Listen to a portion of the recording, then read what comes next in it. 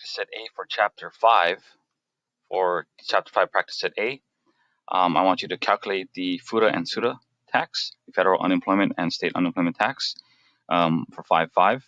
Also want you to record employer payroll tax journal entries, complete the 1099 miscellaneous form, the 1096 form for 5.8, and then last but not least, calculate the self-employment tax in 5.9.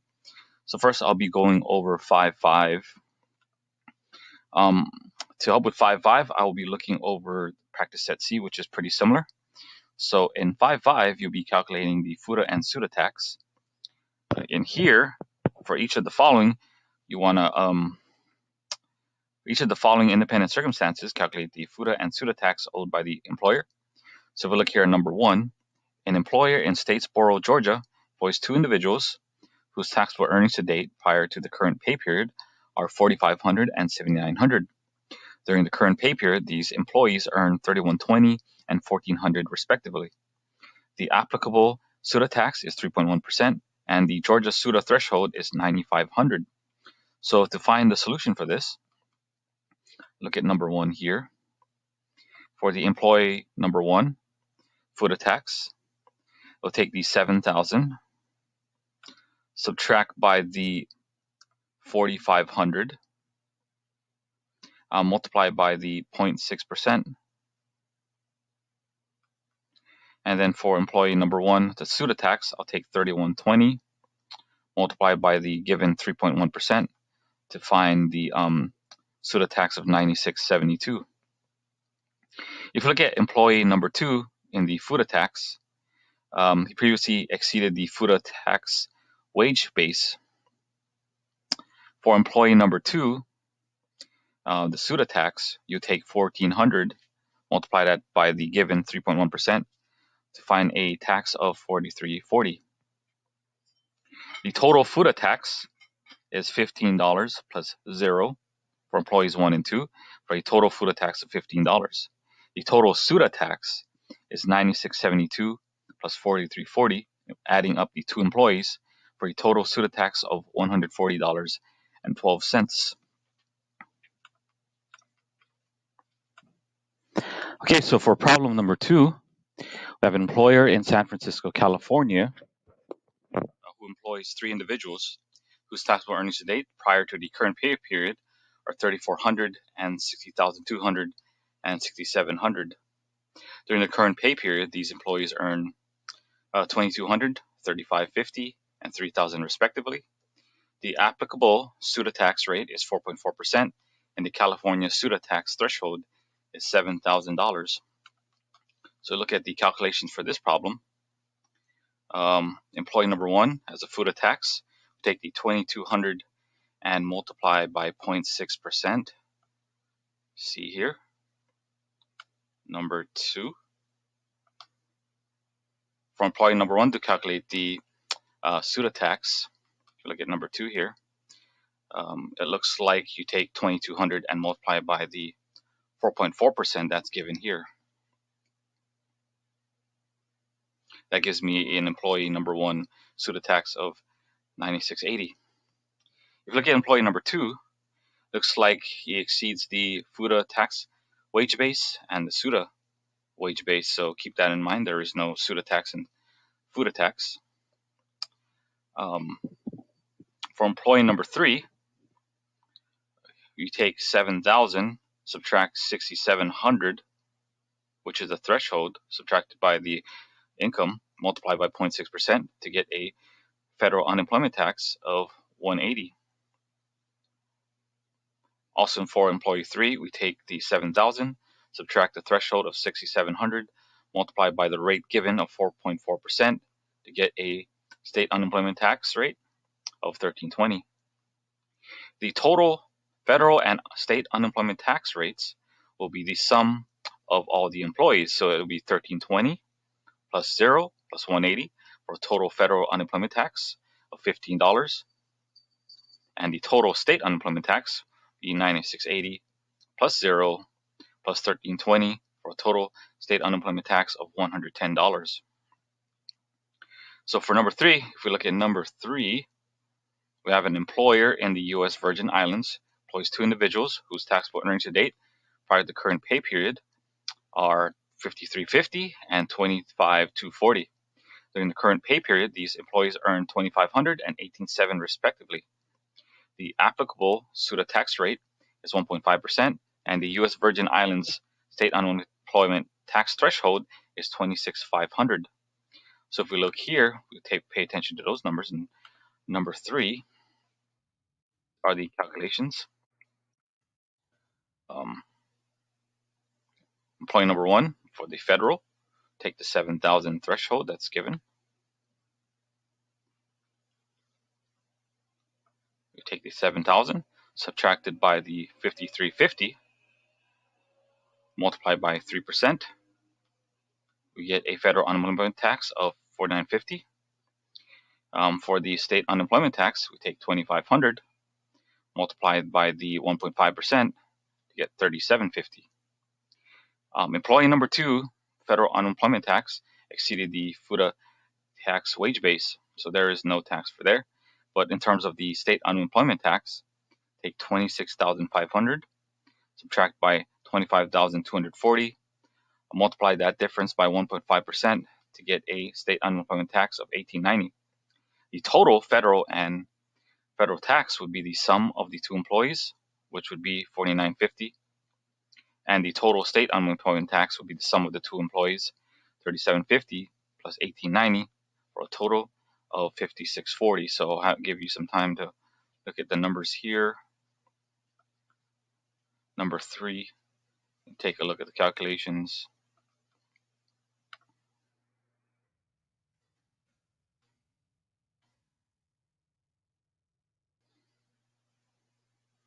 Hopefully that helps. You can take a look at the numbers, see the comparisons.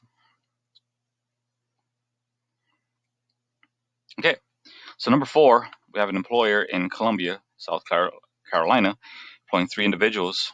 These are the taxable earnings to date: $45,500, $1,900, and $4,500. These employees earn during the current pay period $4,200, $3,500, and $2,700. You have the given tax rate, the state unemployment tax rate of 2.2%, and the threshold of $14,000. So if we go here, problem number 4, looks like employee number 1. Let me try to minimize that so we can have a better view. Exceeded the wage base, so there is no federal unemployment and state unemployment tax for employee number 1.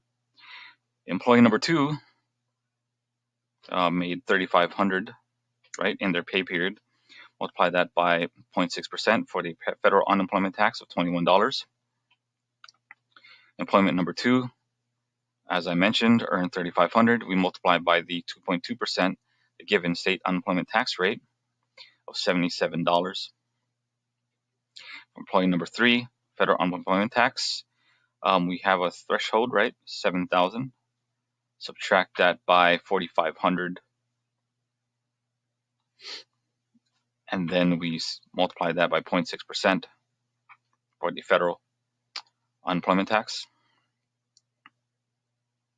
of $15. And then for employer number 3, state unemployment tax, take the $2,700 from the current pay period, multiply by 2.2% to get a state unemployment tax of $5,940. The total federal and state unemployment taxes will be the sum of the taxes calculated for the 3 employees. Therefore, my federal unemployment tax, the total will be $36, and the state unemployment tax, the total will be $136.40. I'll give some time to look at the numbers respectively.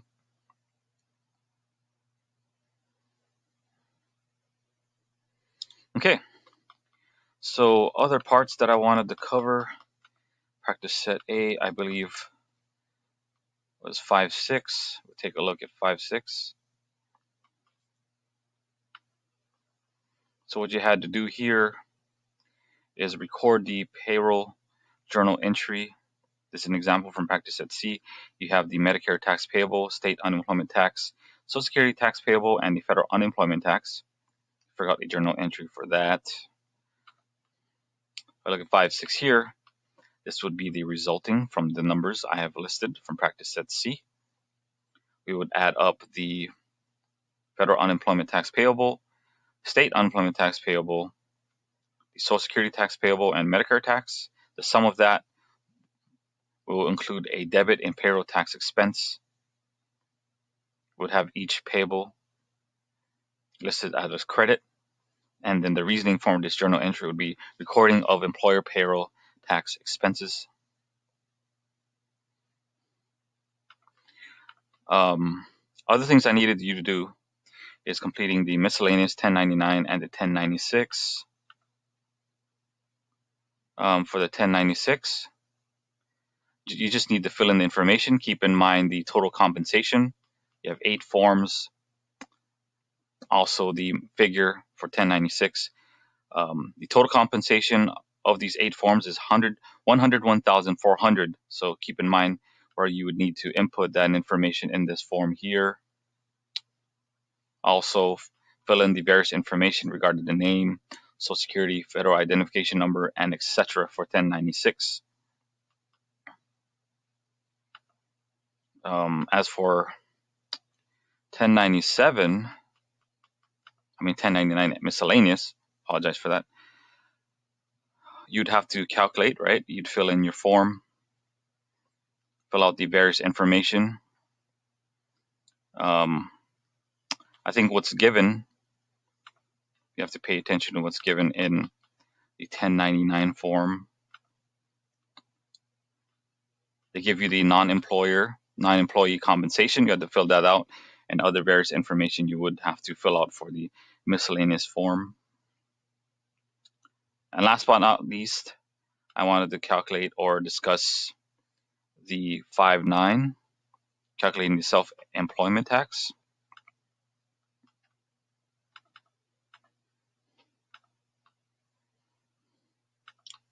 So look at 5-9. These would be the various problems you had to do. So Wanda Jennings earns net self-employment income of $73,500, has no second job. So to calculate that, we would just take the $73,500 multiplied by 15.3% to get a self-employment tax of $11,245.50. And problem number 2, you have Ernestine Stockwell earning a net self-employment income of $103,650, works a second job, receives FICA taxable earnings of $41,500. To calculate the self-employment tax, first we'll take the threshold, $132,900, subtract that by the $41,500 from her second job, find that difference, multiply by 15.3%, to calculate the portion tax at 15.3% to find $13,984. Then we take $103,000, which is the self-employment income, subtract that by the difference of $132,000 and $41,500, multiply that by the rate of 2.9% to calculate the portion taxed at 2.9% to find the self-employment tax of $355.25. When we take the sum of these two, the portions taxed at 15.3 and 2.9%, we produce a total self-employment tax of $14,339.45. The next problem, we have Belinda Austin earning net self-employment income of $197,000, works a second job from which she receives a FICA taxable earnings of $132,200. So here, to find the portion tax at 15.3%, we take the FICA taxable earnings of $132,900, subtracted by $102,200, which was earned, and then we multiply that by 15.3%, find the portion tax of $107.10.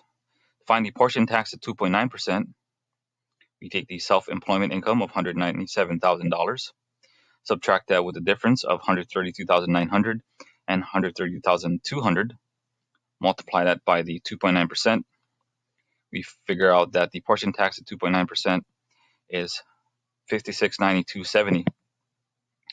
To find the additional Medicare tax, we take the $172,900, the $132,200, subtract $200,000, take the sum of difference of these values, multiply by 0.9%. To find the additional Medicare tax of $1162.80, we add all the amounts, the additional Medicare tax and the portion taxed at 50.3 and 2.9%, to get a total self-employment tax of $69.6260. So that covers all the sections I had all of you cover for this week. Let me know if you have any other questions. As I mentioned, you have 3 attempts. I'm also always available via email or Zoom appointment. Feel free to contact me. And thank you for watching. Also stay tuned for more videos I may have in addition to this practice set. And see you later.